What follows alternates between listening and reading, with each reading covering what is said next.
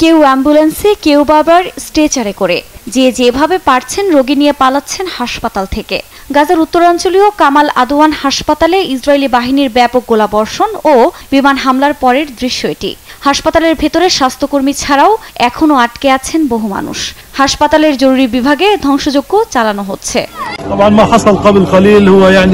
কিছুক্ষণ আগে যা ঘটেছে আমরা তা কখনো কল্পনাও করিনি।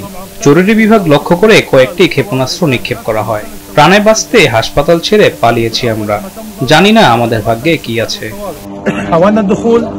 কেবল হাসপাতালই নয়, উত্তরাঞ্চলীয় জাবালিয়া শরণার্থী শিবিরের আরো ভেতরে ঢুকে ট্যাঙ্কার নিয়ে হামলা চালাচ্ছে ইসরায়েলি বাহিনী। ধ্বংসস্তূপে পরিণত হয়েছে এলাকা। একই সঙ্গে মধ্যাঞ্চলীয় নুসাইরাত শরণার্থী শিবিরে তাণ্ডব চালায় ইসরায়েলি বাহিনী। নেতানিয়াহু বাহিনীর ব্যাপক হামলায় প্রাণ হারান বেশ কয়েকজন ফিলিস্তিনি। এর মধ্যে গর্ভবতী নারীও রয়েছে। শুধু উত্তর ও মধ্যাঞ্চলই নয়, দক্ষিণাঞ্চলেও তীব্র অভিযান চালাচ্ছে নেতানিয়াহুর সেনারা।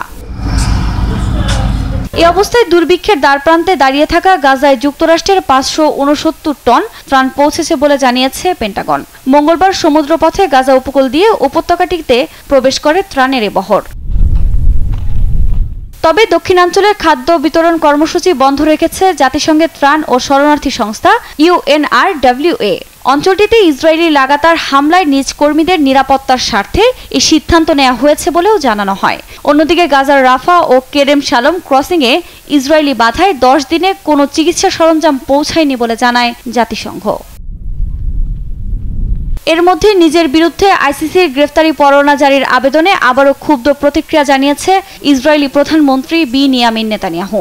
মার্কিন গণমাধ্যম CNN-কে দেয়া এক সাক্ষাৎকারে তিনি বলেন, এটি বিদ্বেষমূলক একটি সিদ্ধান্ত।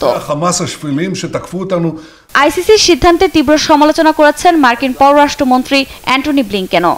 নেতানিয়াহুর বিরুদ্ধে গ্রেফতারি পরোয়ানা জারি হলে আইসিসির বিরুদ্ধে নিষেধাজ্ঞা জারির ইঙ্গিত দেন তিনি। গ্রেফতারি পরোয়ানা জারির সিদ্ধান্ত নেওয়ার আগে তারা যেসব অভিযোগ করেছে তা অবশ্যই প্রমাণ করতে হবে।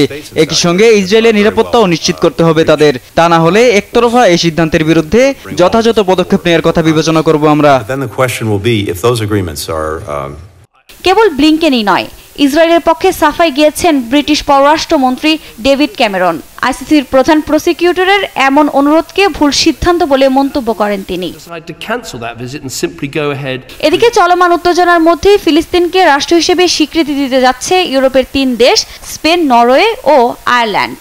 আগামী 28 মে থেকে ঐতিহাসিক এই স্বীকৃতি কার্যকর হবে বলেও জানানো হয়। আফরিন মৌ, নিউজ ডেস্ক, দেশ টিভি।